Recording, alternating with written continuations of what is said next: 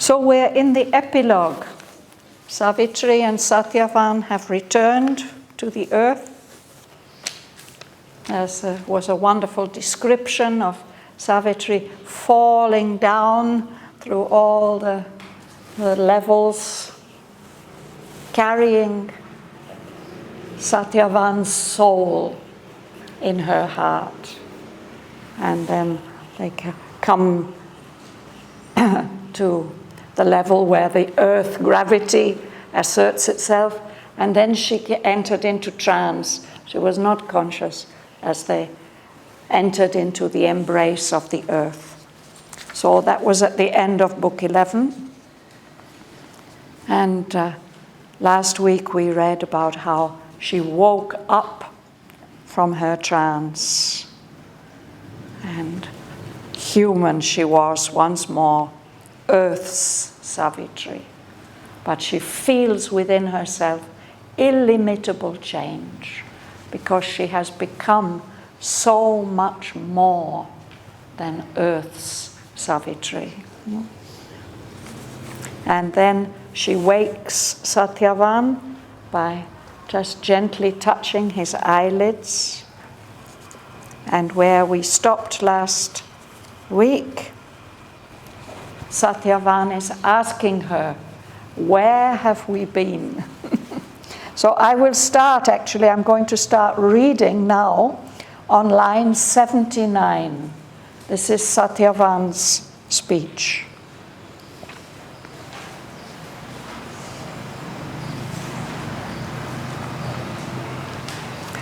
Whence hast thou brought me captive back, love chained, to thee and sunlight's walls, O golden beam and casket of all sweetness, Savitri, Godhead and woman, moonlight of my soul.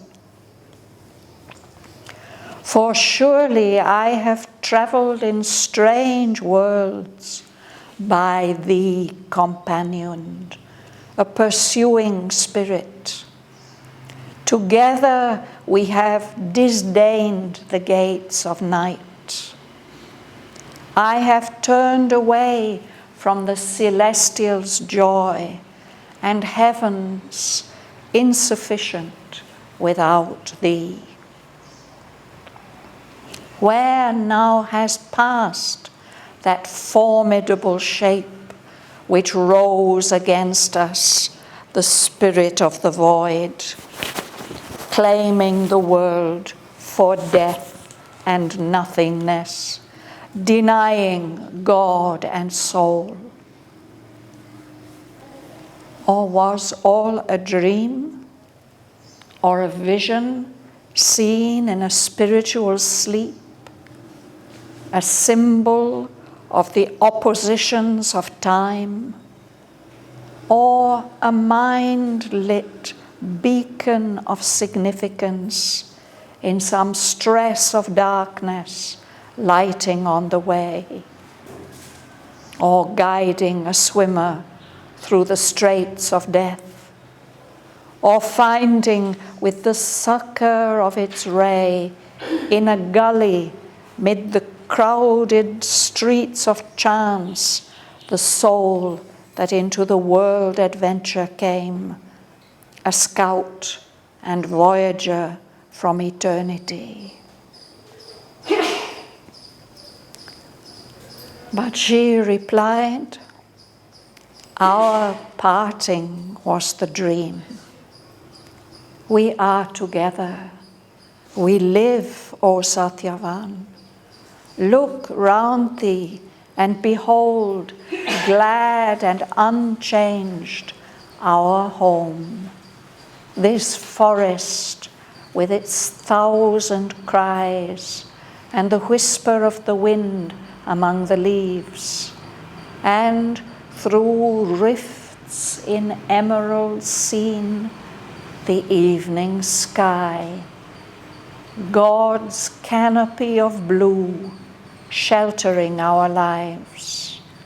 and the birds crying for heart's happiness. Winged poets of our solitary reign, our friends on earth, where we are king and queen. Only our souls have left death's night behind, changed by a mighty dream's reality, illumined by the light of symbol worlds and the stupendous summit self of things, and stood at Godhead's gates, limitless, free.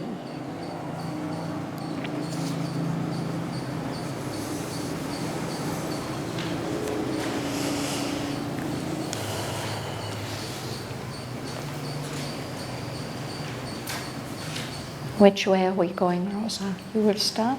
No? There, Bella. I started from line... Start from line 79. Whence hast thou brought my captive leg, now chained, to see in sunlight sports, O golden beam, in casket of false sweetness, Savitri, Godhead and woman, moonlight of my soul? So when Shraddhavan wakes and sees her, this is what he asks. As he's waking, he says, where have you brought me back from? Whence means from where have you brought me back? Like your captive, your prisoner, chained with love, so that he couldn't be separated from her. Brought me back to thee, to you, and to these walls of sunlight. You, who are yourself a golden beam of sunlight, and you are a casket.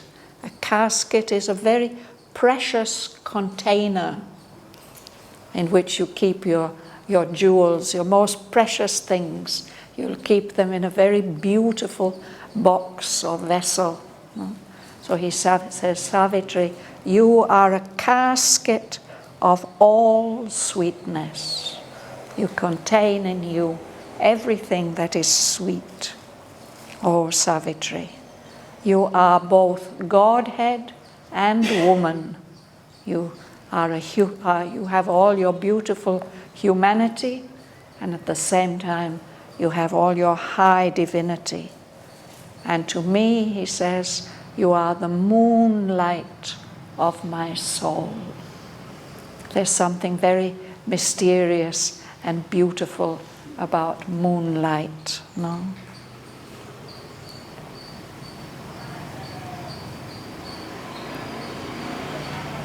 Alice.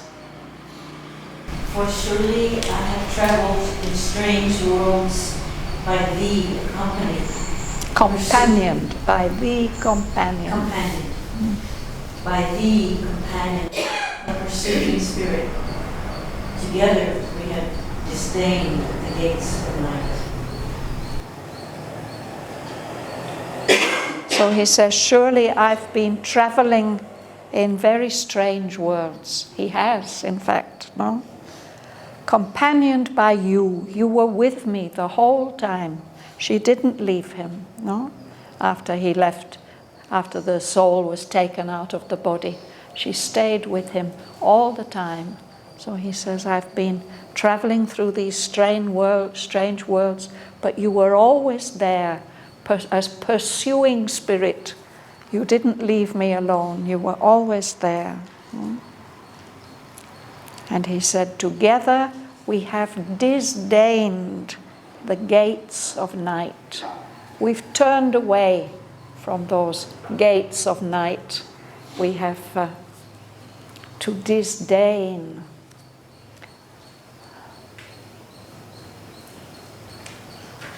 It means to feel contempt for something or scorn.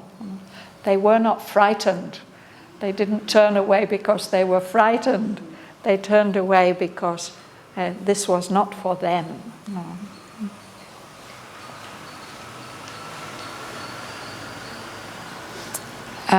Dawn.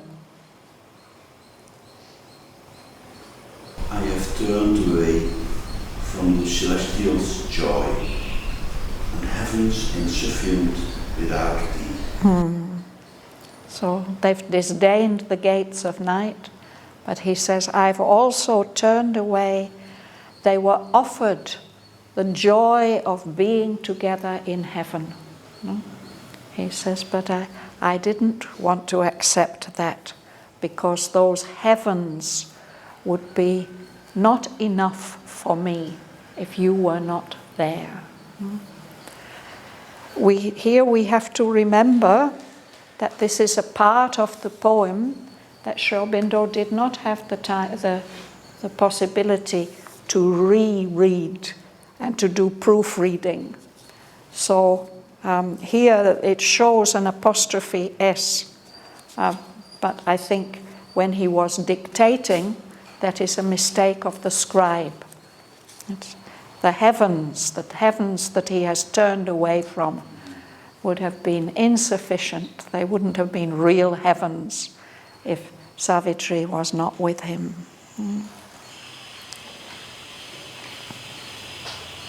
Mila.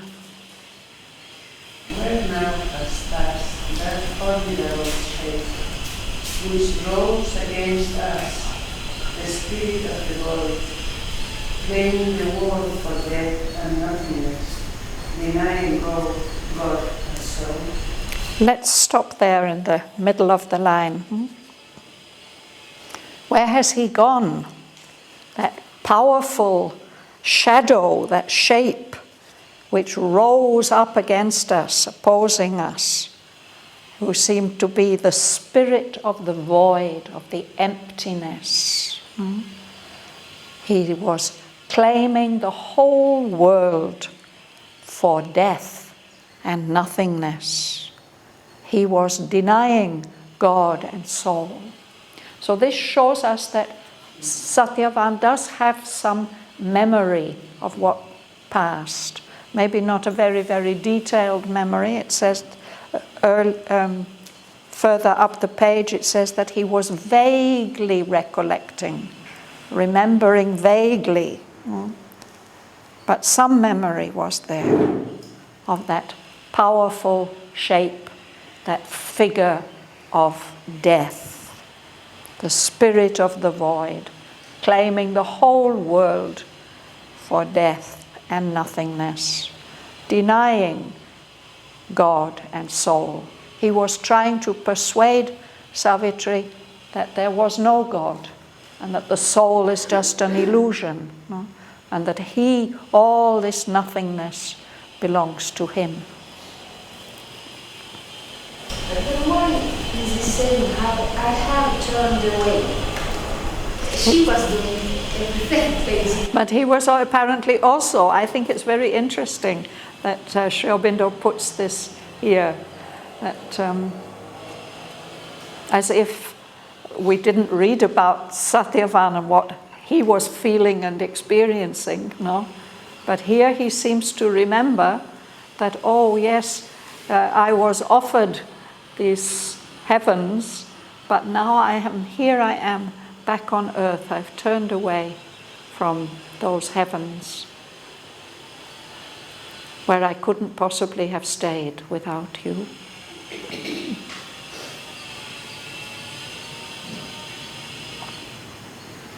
Ganga Lakshmi. Denying God and soul, or was all a dream, or a vision seen in the spiritual sea, a symbol of the opposition of time, or a minute beacon of significance, in some stress of darkness lighting on the way, or guiding a swimmer through a stretch of death, or finding with a circle of its way. In a gloomy mid, a crowded street of chance, the soul that into the rugged adventure head, a scout and voyager from eternity. So he says, what was all that I so vaguely remember? Was it all a dream? Or a vision? Was I in some kind of spiritual sleep? Was it a vision that was a symbolic vision? A symbol of the oppositions of time, the way that time seems sometimes to prevent us from progressing.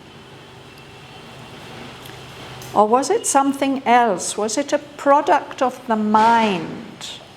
A mind-lit beacon.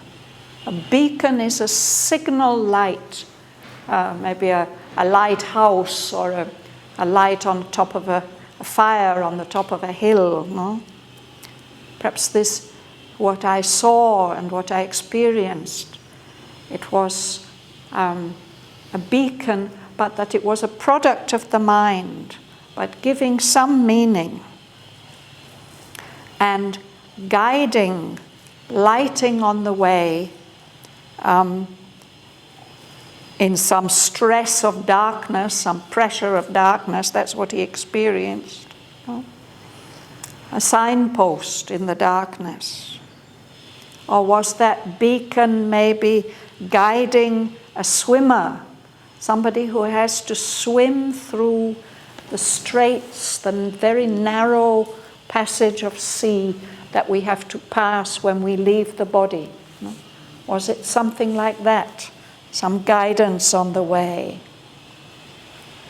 Or was that light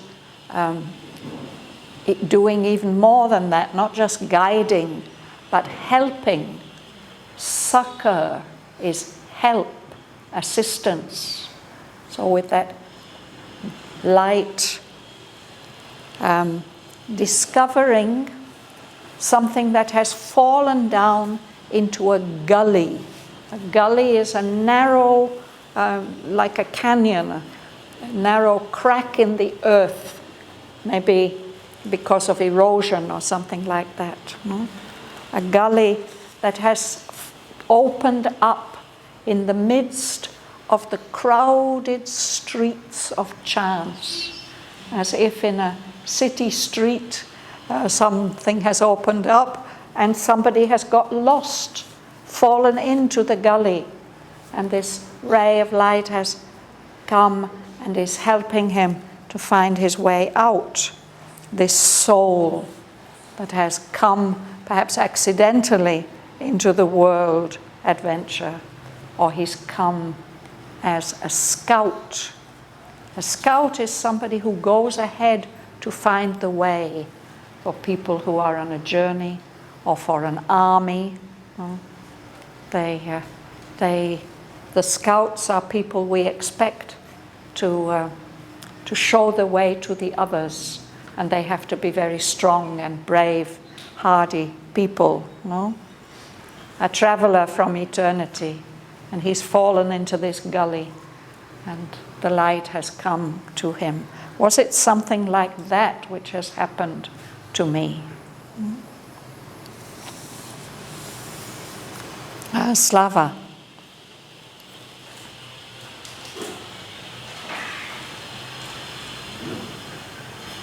But she replied. our parting was to dream.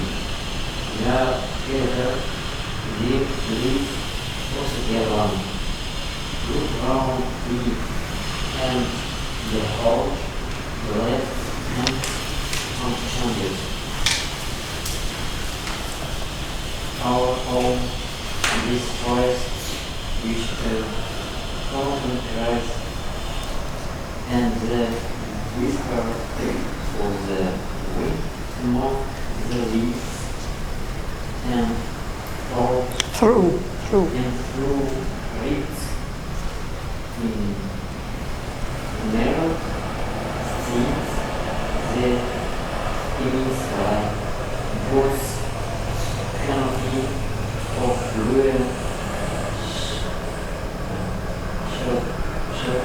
Yes, sheltering. sheltering our leaves, Lives.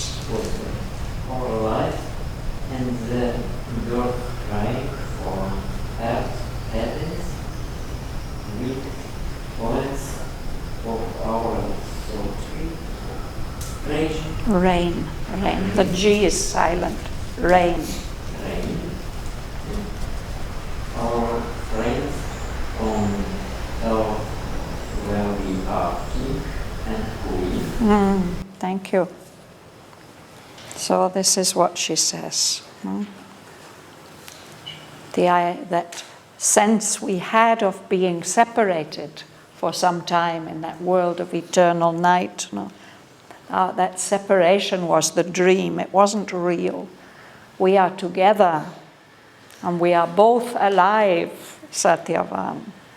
So look around and see the earth, glad and unchanged, beautiful, cheerful earth, like it is this afternoon. Our home. She says, the earth is our home. We belong here.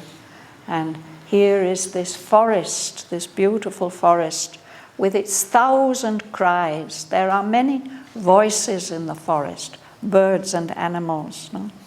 And there's also the sound, the whisper, the very soft sound of the wind among the leaves. And look up. You can look through these rifts. It's again breakings or tearing, small openings in emerald. Above them, there's all the beautiful green of the leaves. But if they look up, they can see through the leaves, they can see the evening sky. It is becoming evening.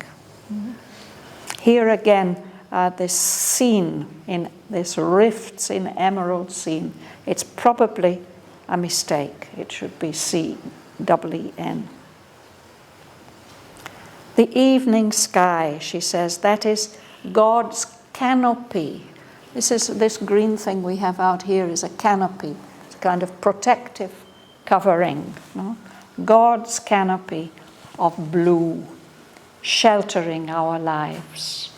So the sky, that beautiful blue sky, is protecting us.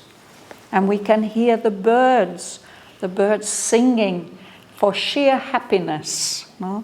They sing because they are happy. I don't know whether birds really sing because they are happy, but we human beings, we feel as if they're expressing their happiness. No? She says those birds are the winged poets of our solitary reign, our kingdom here, where we are all alone in this forest, solitary, all alone. Those birds, those poets, they are our friends here on earth. And we are the rulers of this earth. We are king and queen. Will you read, please? Will you read? Only all souls have left death night behind, changed by mighty dreams reality, illumined by the light of single words, and the stupendous summit self of things, and stood at Godhead's gates, limitless, free. That's the experience that they had, no? In Book 10 and 11. No? Their souls have left that night, that darkness of death behind. They've moved into the world of everlasting day. So our souls have been changed, he says, by a mighty dream's reality. That sometimes dreams are more real than earthly fact. No? So their souls have been changed by the mighty reality of that dream world, symbol world. And they've been illumined, lit up by the light of those symbol worlds that they have passed through. And they've even gone together. Savitri was invited to go beyond all the symbol worlds to the transcendent world. No? So that's where they went, to the stupendous summit self of things. And they've stood there together at Godhead's gates, at the gates of divinity, immortality, and they felt themselves limitless and free.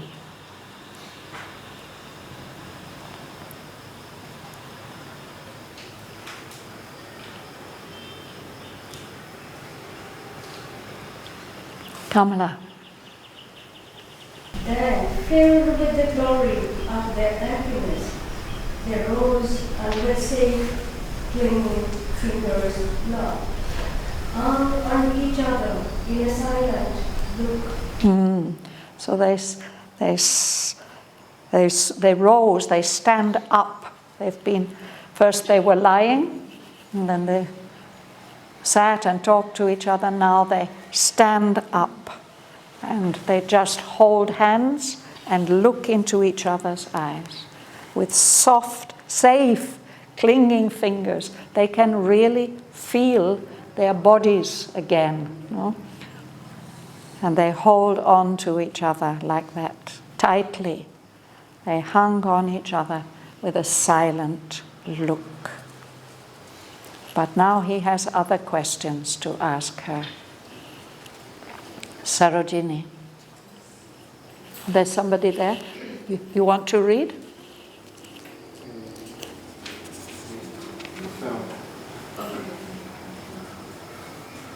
But he which a new under in his heart, and a new flame of worship in his eyes.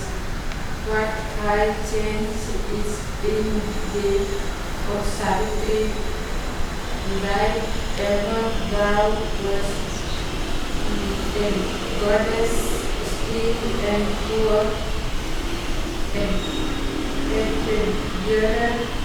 who mean by thy sweet human parts, God gave them, making the earth more divine. Thank you. So when Satyavan looks at Savitri, he feels this high change that is in her, and he always thought she was wonderful, but now there's a new wonder in his heart and a new flame of worship. He always worshipped her, but now there's a new light has come into that worship in his eyes. And he asks her, how you have changed. What high change is in thee, O Savitri? What has happened to you? You were always bright. You were always a goddess, still, calm, and pure. And yet I loved you even more because of your sweet human parts, the parts that earth gave you, making you even more divine.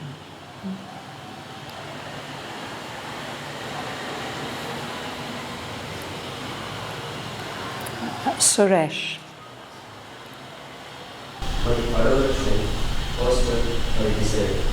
Then to let its subject my bearing as carrying my body and soul, my life is a capture, position sounds sweet, perfectly. The statue of silence in my temple sleep. The learning forehead and the woman life. Yeah, he's remembering now how he used to feel about her. Later he will speak about how that has changed. He says, I always adored you, and you surrendered to my adoration. And my desire bent down towards you to make you its subject, to claim you as my wife and possess you. And I was daring enough to embrace you. I claimed you in body and soul as my life's estate, the possession of my life. Rapture's possession, the delight, love's secret property. I experienced you as a statue of silence, always there in my spirit, which became like a kind of temple for you, as a statue of silence. And I experienced you as a divine being who could experience yearning and longing, and you were my golden bride, something infinitely precious and beloved. Super.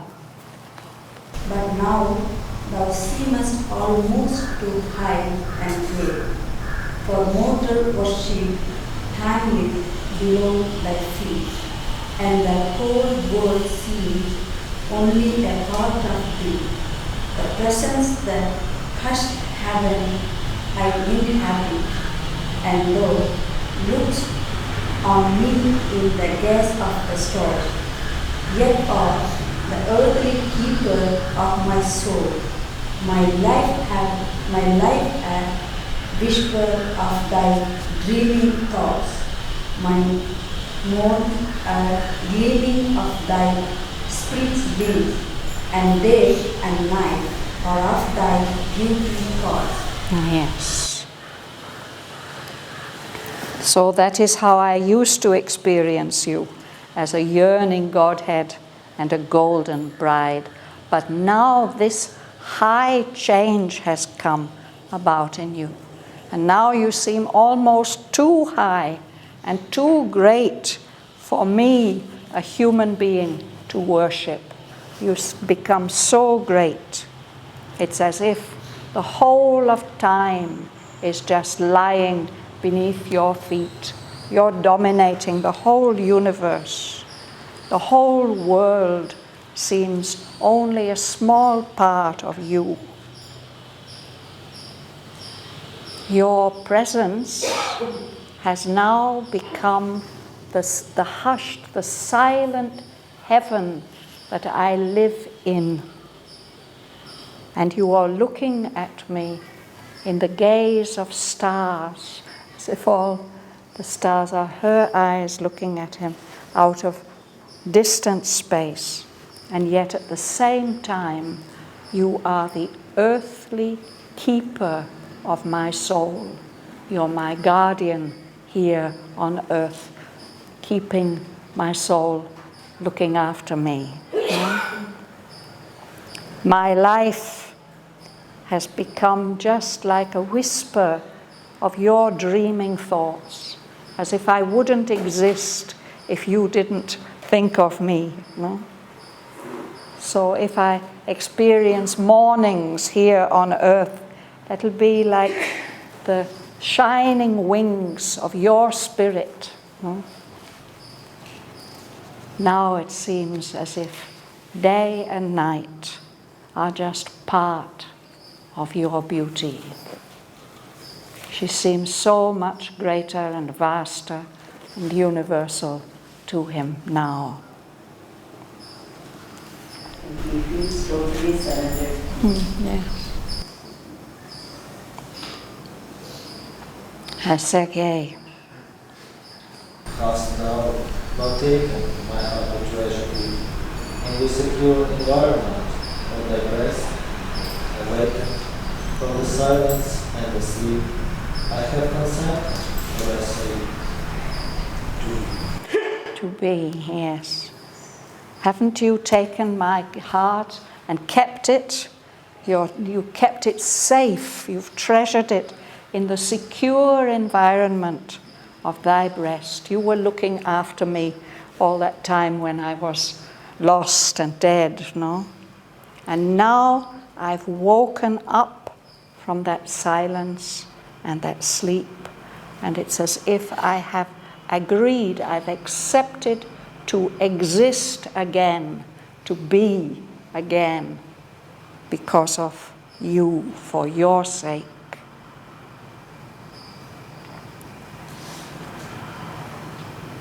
Lela.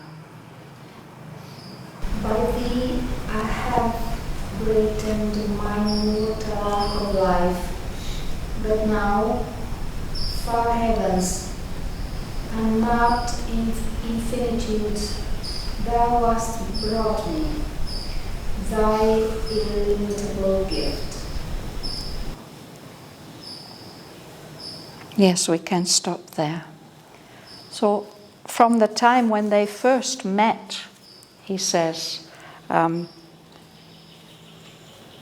my mortal arc of life, the circle of my life, the horizon of my life has become so much vaster. You know? By thee I have greatened my mortal arc of life. But now it's even more than that. You know? Now you seem to have brought me as a boundless, illimitable gift, all kinds of great vastnesses, far heavens, unmapped infinitudes. You've brought me much vaster horizons and possibilities. Just by meeting you, my arc of life was greatened, but now you're bringing me so much more, he says. Infinitude is itself, there is no boundary. Yes. He says unmapped. Nobody's ever discovered or mapped those infinitudes. They're beyond all that. And then he says illimitable gift.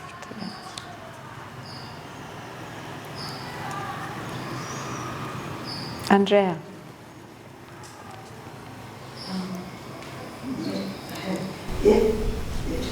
Yeah. If to fill these thou lift thy sacred flight, my human earth will still demand thy bliss. Continue, please. Make still my life through thee a song of joy, and all my silence wide and deep with thee. Yes. So, even if you fly high up to fill those unmapped infinitudes, still I'm a human being.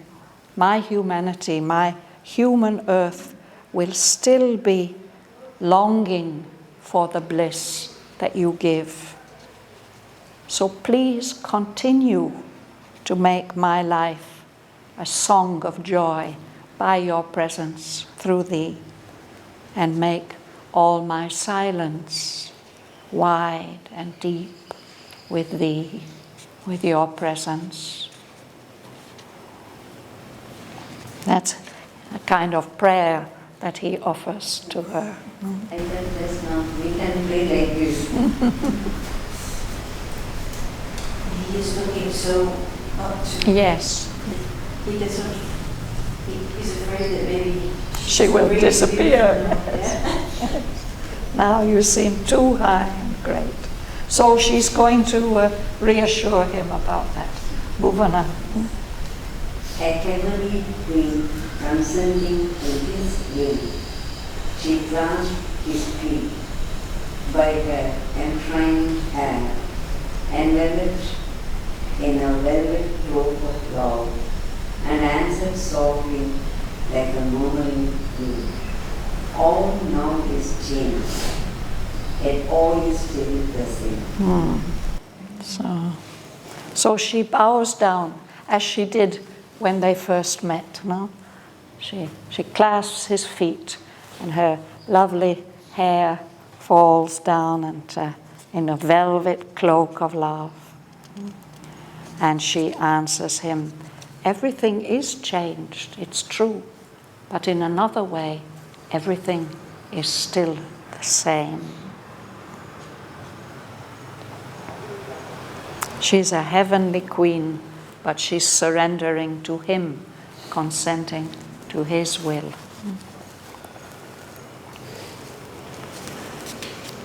Chandra.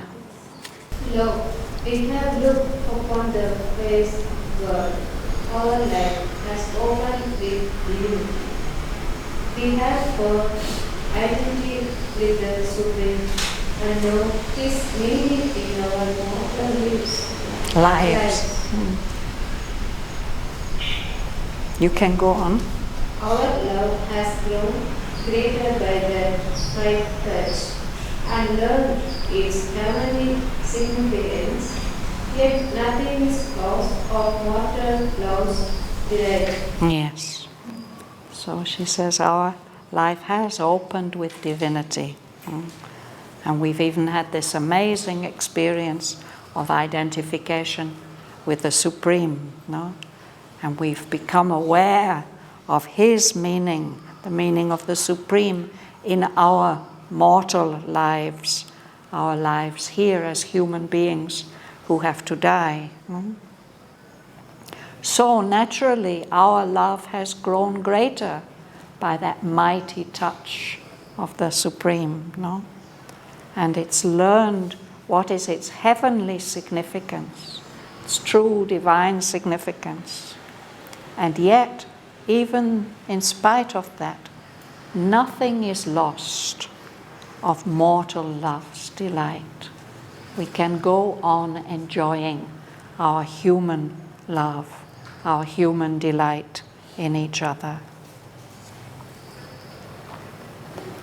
At least the mortal love is equal to the They can enjoy both. And she's just going to explain that. You can read it, please, Bhavan. Shraddhavan. Yes, so. The word low in line Low 5, 6, I don't know what it means look. It's a poetic word. Look. And we had also behold. Sometimes you say lo and behold. See it. Yeah.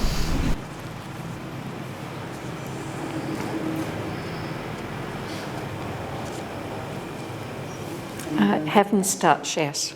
Heaven's touch fulfills but cancels not our earth.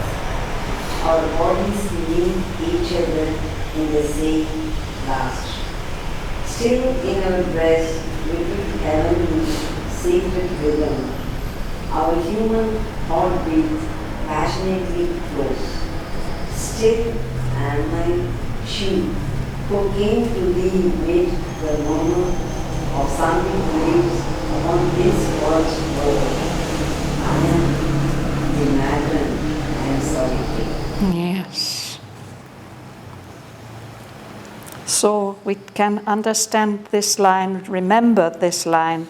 Heaven's touch fulfills but cancels not our earth. This is a key sentence in Sri Aurobindo's teaching, that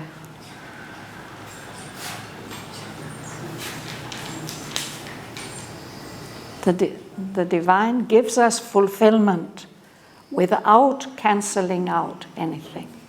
It's this affirmation of the value of the human experience and the earthly existence. So she says we still will want to love each other physically, no? And still we'll feel that heartbeat, that heavenly secret rhythm of our human heartbeats passionately close to each other.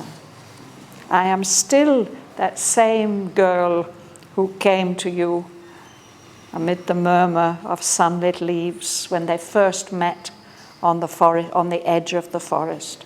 I'm still the Madran, the princess who came from Madra. I am Savitri. I haven't changed. Martin.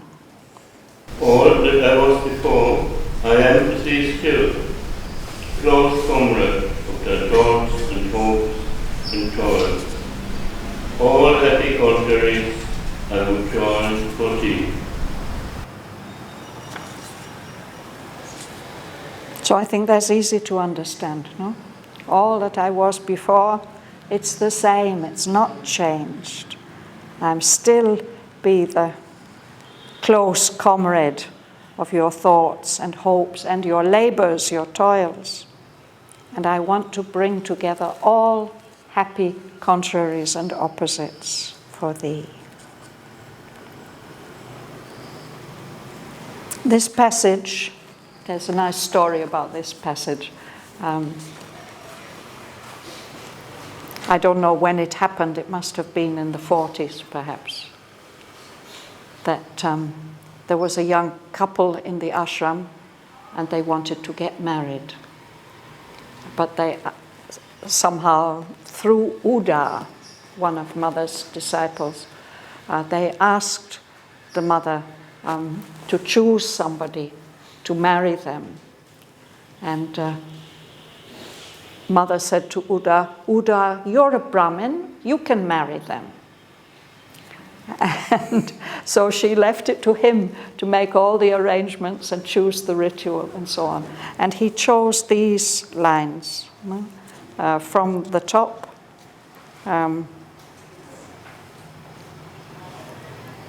All now is changed, yet all is still the same.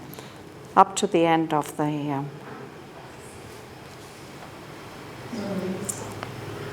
our wedded life, even more, a bit more.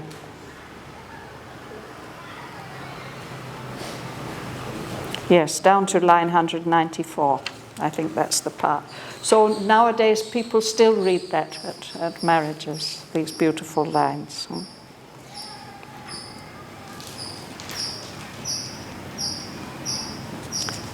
Rosa.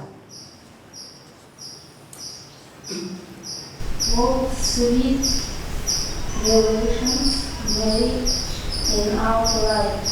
I am thy kingdom, even as thou art mine, the sovereign and the slave of thy life.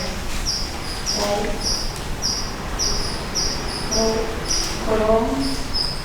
conversion, sister of thy soul, and mother of thy wants, thou art mine, O Lord.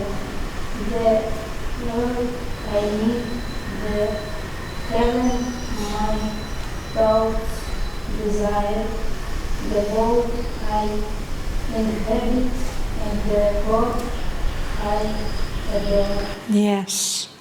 So these are the happy contraries, the things that seem to be opposite. She says, all these sweet relations marry in our life. I am thy kingdom, you are my king, you rule me. But in the same way, you are my kingdom, I rule you.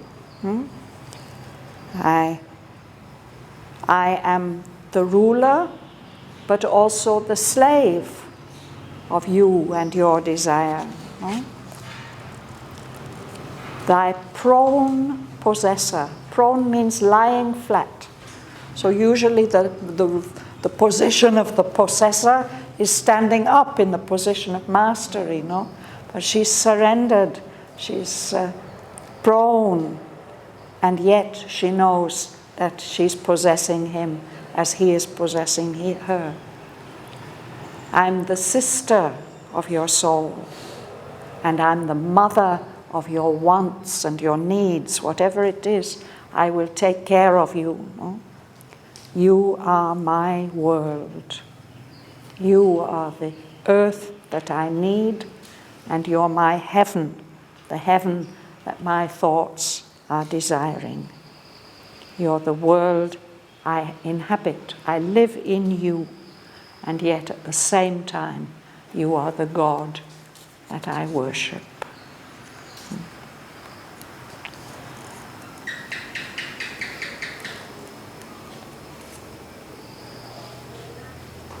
I think we'll stop there for today.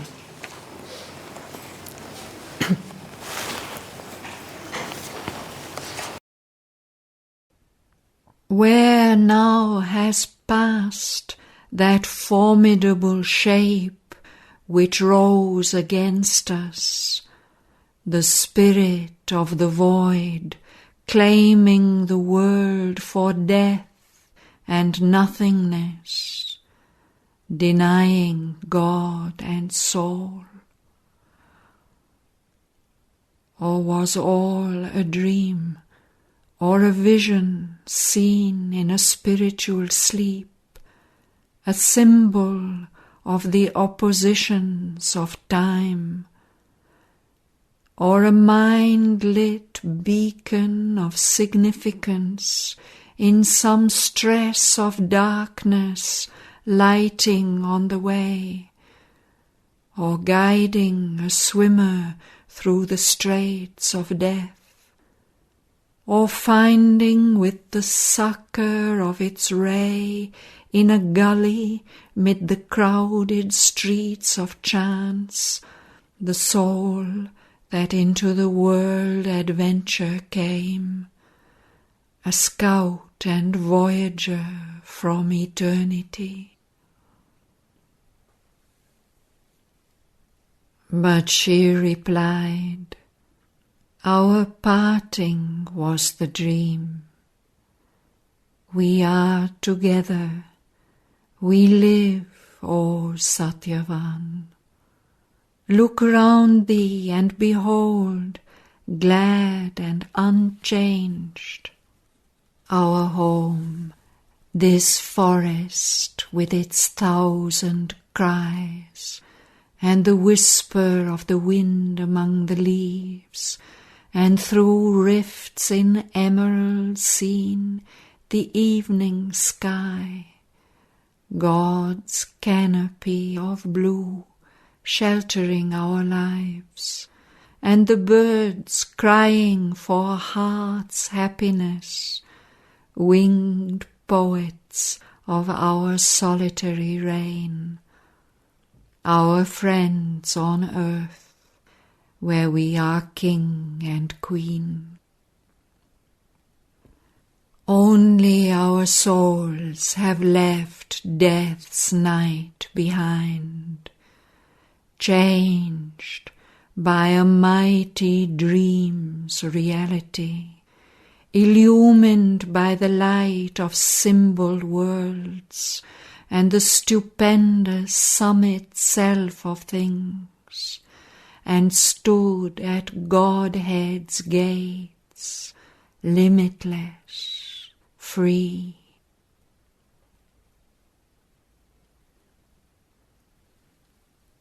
Then, filled with the glory of their happiness, they rose, and with safe clinging fingers locked, hung on each other in a silent look. But he, with a new wonder in his heart, and a new flame of worship in his eyes, what high changes in thee, O Savitri!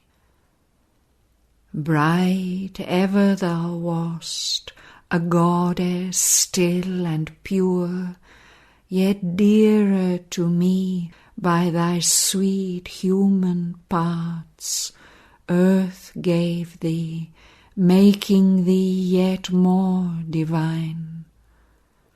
My adoration mastered, my desire bent down to make it subject, my daring clasped, claiming by body and soul my life's estate, rapture's possession, love's sweet property, a statue of silence in my temple spirit, a yearning Godhead and a golden bride.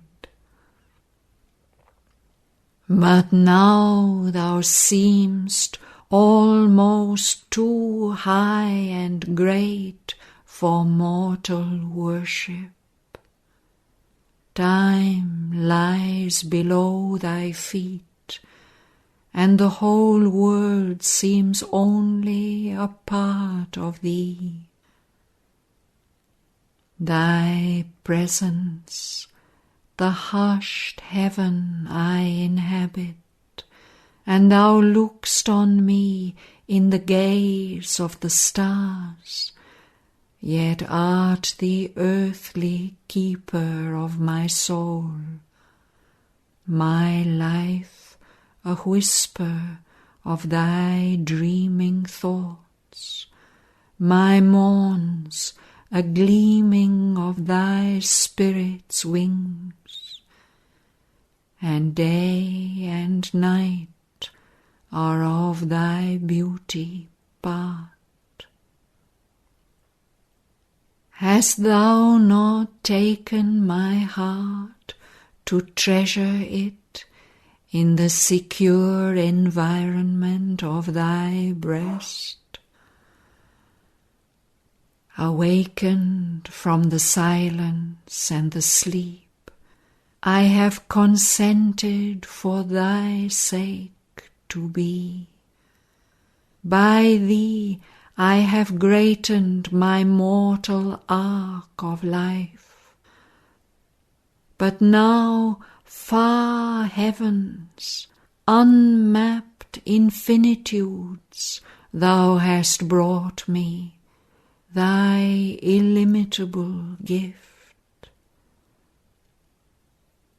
If to fill these thou lift thy sacred flight, my human earth will still demand thy bliss. Make still my life through thee a song of joy, and all my silence wide and deep with thee.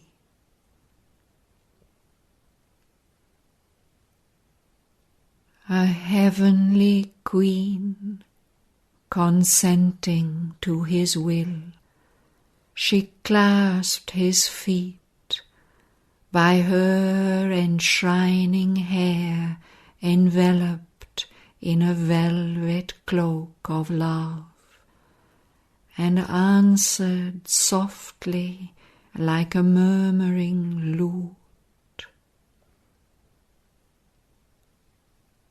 All now is changed, yet all is still the same. Lo, we have looked upon the face of God. Our life has opened with divinity. We have borne identity with the Supreme, and known his meaning in our mortal lives. Our love has grown greater by that mighty touch, and learned its heavenly significance. Yet nothing is lost of mortal love's delight. Heaven's touch fulfills, but cancels not our earth.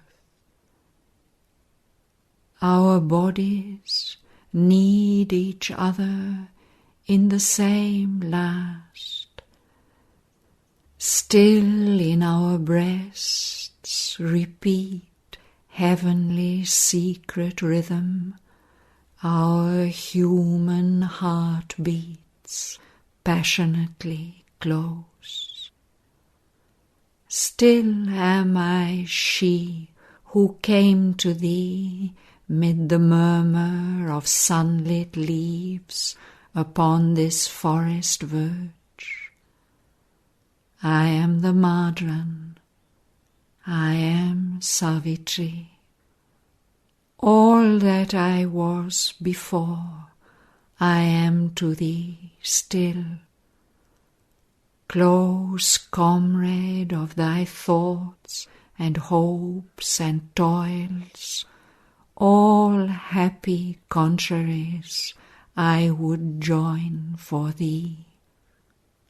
All sweet relations marry in our life. I am thy kingdom, even as thou art mine, the sovereign and the slave of thy desire. Thy prone possessor, sister of thy soul and mother of thy wants. Thou art my world. The earth I need, the heaven my thoughts desire, the world I inhabit, and the God I adore.